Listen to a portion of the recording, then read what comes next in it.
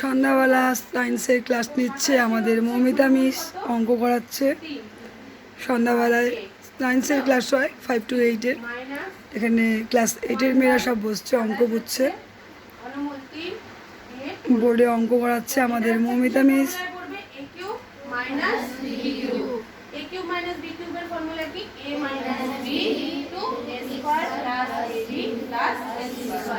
তাহলে ব্র্যাকেটের ভিতরে যেটা থাকবে সেটা হচ্ছে আমাদের a, আর এই পাশে যেটা থাকবে সেটা আমাদের b।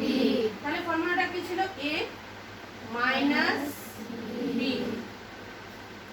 Second bracket. সকালেও 4টা ক্লাসে আর্টস পড়ানো হয়, বিকালে 4টা ক্লাসে সায়েন্স পড়ানো হয়। a into b plus b square, তাই তো?